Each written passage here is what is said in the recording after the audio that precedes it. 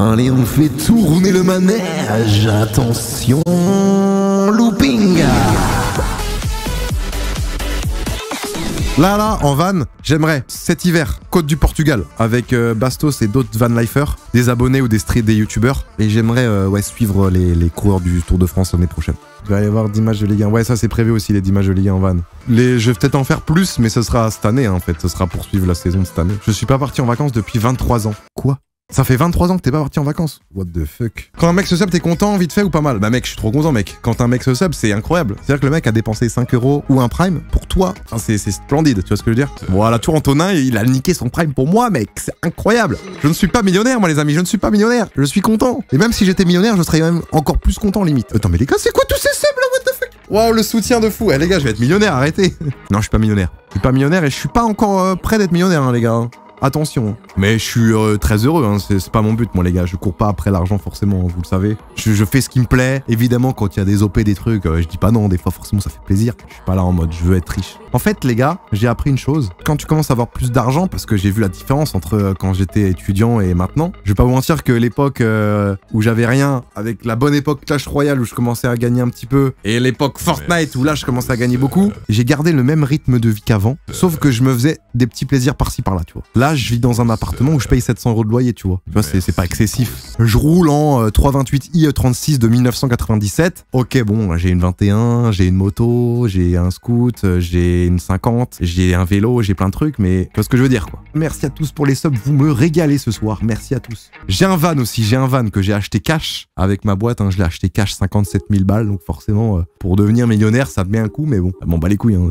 Ouais, j'ai beaucoup de véhicules, hein. On va faire une liste de tous mes véhicules, mais c'est pour ça que j'aimerais bien avoir une maison avec un garage où je peux tout mettre, tu vois. Ça, ce serait vraiment incroyable. Vous voyez ce que je veux dire ou pas? J'ai ma voiture principale, 328i 36. J'ai le van, j'ai Patrick, Germaine. Là, j'ai la remorque. C'est un véhicule en soi.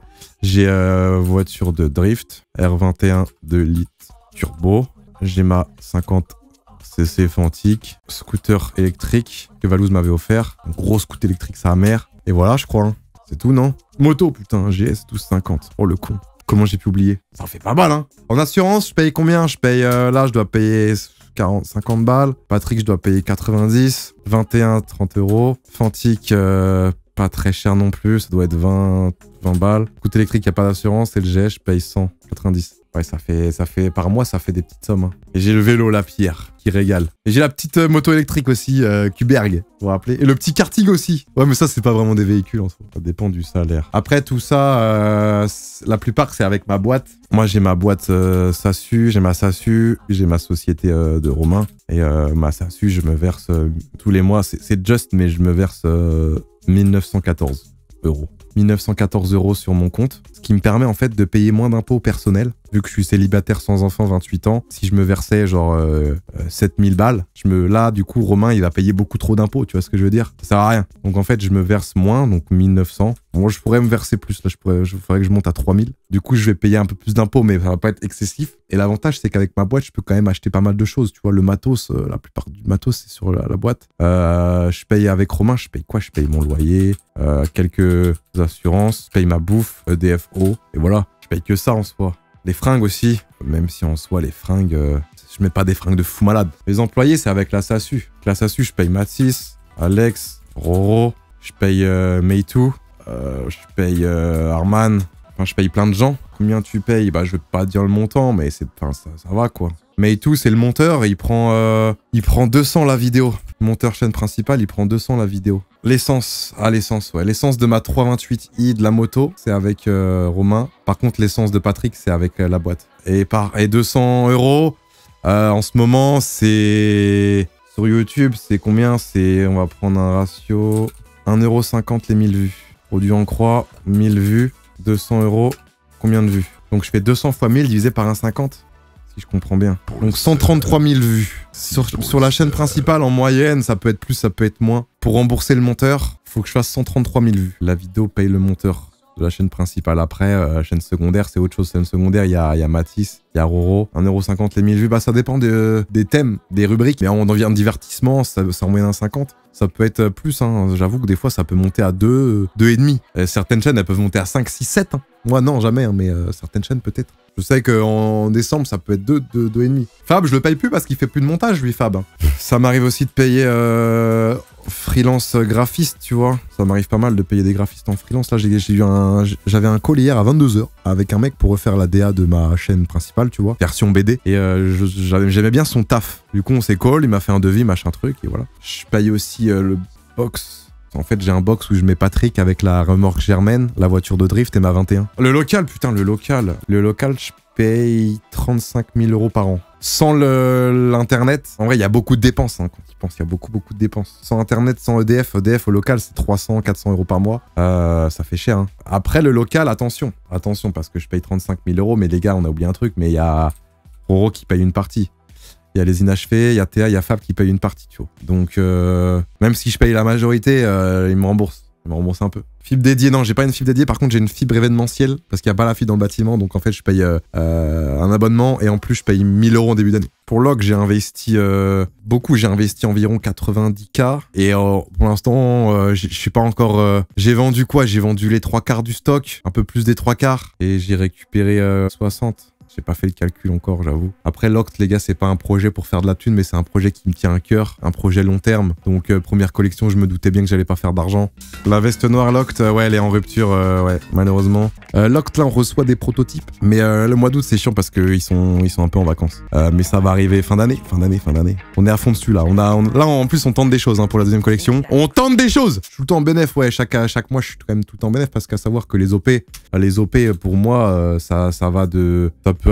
Ça dépend c'est quoi, si c'est une story, des posts, tout ça, mais ça peut aller de 3 à 50, tu vois, 3 à 50 000. Quand c'est 50 000, attention, hein, il y a un pack énorme, hein, enfin, c'est-à-dire qu'il y a vidéo, il y a des stories, il y a des TikTok, machin, des trucs. Mais du coup, forcément, quand t'as des 50K qui tombent, des fois c'est 10, des fois c'est 15, des fois c'est 30, bah ça carry, hein, ça carry de fou. Hein. Moi, j'essaye de faire en sorte que ma chaîne secondaire puisse payer tout ça, Mathis, Alex, Roro, plus Arman. Comme ça, je me dis, c'est cool, quoi. Rythme dopé, moi, j'en fais pas souvent. Hein. Par contre, aussi, j'ai oublié de dire, mais j'ai une agent. Agent qui s'appelle Elodie, qui prend 15% selon les montants, quoi. Quand c'est moins d'une certaine somme, elle prend moins. Quand c'est plus, elle prend plus pour la motiver à trouver des OP avec des grosses sommes. La plus grosse OP de ma vie, c'était avec l'aspirateur Roborock. Roborock, c'était la plus grosse OP que j'ai fait. Tu payes ta mère pour Locked, ouais, je paye ma mère aussi. Je paye Arman, mais je paye aussi ma maman. Hein. Putain, j'oublie plein de trucs, en fait. Il faut que je fasse un tableau, parce que là, c'est pas carré, en vrai. Là, je vis trop en mode bas les couilles, mais il y a un moment, attention, quand je vais commencer à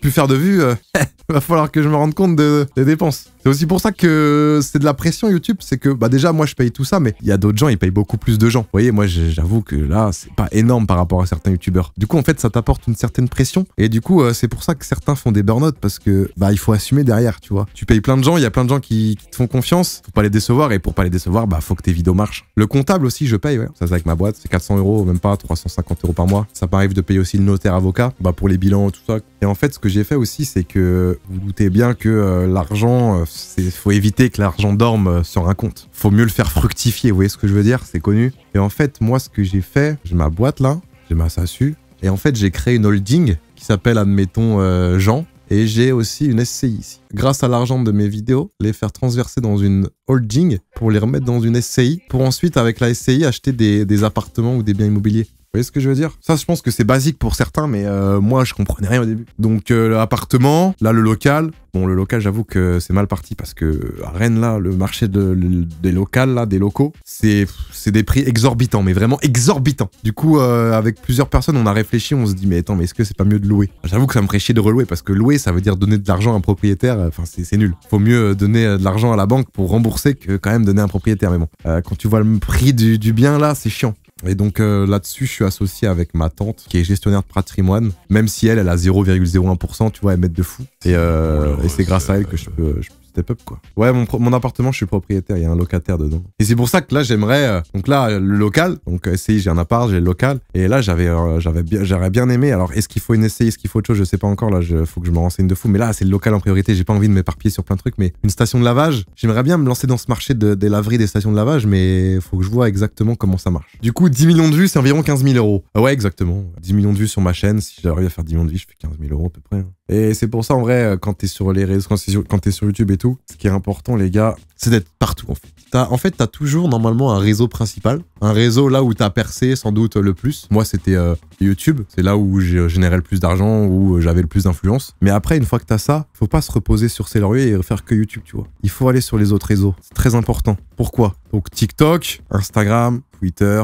Twitch. Pourquoi? Bah, c'est simple. Pour ton activité soit la plus pérenne possible. C'est-à-dire que si un jour YouTube marche moins, bah t'as les autres réseaux qui sont là. Voilà, tu peux rebondir plus facilement. Et aussi pour les OP, hein. Tu auras tes OP YouTube, ok, qui vont rapporter plus parce que c'est ton réseau principal, mais tu peux avoir des OP secondaires ou créer des packs en disant à une marque, je peux vous faire une vidéo, je peux vous faire 2 stories, un TikTok, et tu vas vendre ça beaucoup plus cher. Et puis même, bah, c'est un plaisir aussi, tu vois, d'être présent sur des réseaux. Parce que le retour des gens sur ton contenu, YouTube, c'est pas forcément incroyable. Alors que Instagram, Twitter, Twitter, attention à prendre avec des pincettes. Twitch, je pense que là où c'est le plus important, Twitch, c'est pour le mental. Le contenu en direct, ça nous fait super du bien, genre. Ça nous fait waouh, ça nous fait chaud au cœur. Et du coup, ça nous donne de la motivation pour ensuite, après, faire d'autres trucs qui vont faire que ta chaîne YouTube va mieux marcher, tu vois ce que je veux dire? Les prix pour les OP, on a vu ça avec mon agent et en fonction du nombre de vues, en fonction de ma popularité, bah on voit les prix, quoi. Même si j'ai autant d'abonnés, par exemple, qu'un Mastu en soi, maintenant il a 4 millions peut-être, mais on avait le même nombre d'abonnés il y a 2 mois. C'est juste que là, il est en hype de fou malade, mais bon, je peux pas vendre le même prix parce que lui, ok, il a le même nombre d'abonnés, mais il fait 600 fois plus de vues. Enfin, pas 600 fois plus, mais il fait 2-3 fois plus de vues, donc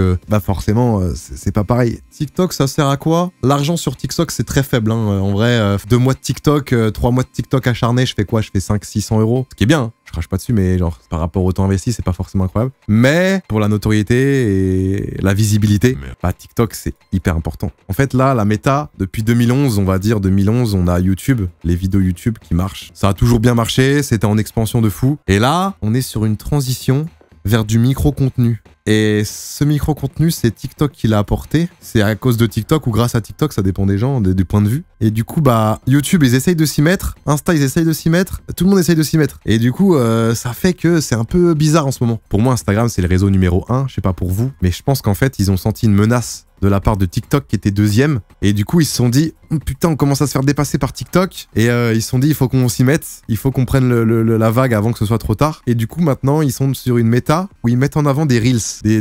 vidéos courtes, quoi. Vous, les vidéos courtes, vous les regardez où? Sur TikTok, sur les shorts de YouTube ou sur Instagram, les Reels? Parce que je pense qu'il y en a de plus en plus qui enlèvent TikTok pour aller sur Instagram et regarder les Reels. Et après, de plus en plus, peut-être qu'ils vont aller sur YouTube, regarder des shorts. Les gars, exemple. Là, on commence à voir des YouTubeurs comprendre la nouvelle méta YouTube qui est de, en plus de faire des vidéos, faire des shorts. Parce que t'es mis en avant et du coup après, l'effet boule de neige, ça a fait plus de vues sur tes vidéos. Je vais vous montrer un YouTuber, les gars. Je pense qu'il y en a beaucoup qui le connaissent ni Nadan, ni Dev. Ce mec-là fait 2 fois plus de vues que Michou, 2 fois plus de vues qu'Inox en un mois. Alors, Michou Inox sortent 1 à 2 vidéos par semaine, je suis d'accord. Lui, on sort 2 vidéos par jour. C'est Redkill. Redkill, je sais pas si vous connaissez. Je suis abonné depuis maintenant 3, 4, 5 mois. Redkill, c'est un mec, sur un mois, c'est pas une blague ce que vous allez voir, les gars. C'est vraiment pas une blague. 60 millions de vues. 60 millions de vues, les gars. Je vous mets un Squeezie, par exemple. Squeezie, c'est 67 millions. Hein. Redkill, il est à 60 millions. Et je pense que dans le chat, il y en a plein qui connaissent pas. Il a pris 120 000 abonnés en 30 jours. Bon, là, je pense que c'est carrément son record depuis toute sa vie. Je pense, hein. C'est énorme. C'est énorme, surtout en été. En été, c'est énorme. Surtout qu'en plus, les vidéos gaming en été, c'est censé ne pas marcher, tu vois. Et lui, il fait que ça. C'est incroyable. En vrai, son contenu, de base, je suis pas forcément la cible, mais je regarde parce qu'il a une personnalité, genre, ça fait un peu penser à Furious Jumper. Est-ce que vous connaissez Furious Jumper? Je pense que vous connaissez. C'est un peu le Squeezie 2014, mais version 2022. Qui regarde sa chaîne? Il y a de grandes chances que ce soit des jeunes. Et c'est aussi les nouveaux qui regardent YouTube. Maintenant, les très jeunes. Est-ce qu'ils regardent comme à l'époque, nous, Kangoo Junior, Franklin, Dora l'exploratrice, Diego? Est-ce qu'ils regardent ça? Non. Maintenant, les jeunes, le matin, ils vont voir Redkill, ils vont voir Furious Jumper. Ils sont chez eux, ils font leurs vidéos. C'est du 150 000 € par mois, peut-être plus. Enfin, pour moi, c'est les boss. Eux, c'est les boss de 2022. Il n'y a rien à dire. Moi, je fais quoi? Je fais 10 millions. Je suis que dalle. Mais en fait, le problème de ces youtubeurs-là, c'est qu'en fait, on les connaît que de YouTube. L'intérêt d'une chaîne secondaire, pour moi, de base, c'était j'avais trop de contenu trop bien qui allait à la poubelle. Dans mes lives, dans ce que je faisais. Et j'avais besoin de faire cette chaîne pour publier ce contenu qui est bien, mais pas assez bien pour la chaîne principale, pour mettre sur la chaîne secondaire. Vous voyez ce que je veux dire? Et c'est comme ça que j'ai fait ma chaîne secondaire. Et du coup, après, de fil en aiguille, c'est devenu une chaîne où je poste des vidéos plutôt gaming. Et maintenant, sur ma chaîne principale, des vidéos plutôt IRL.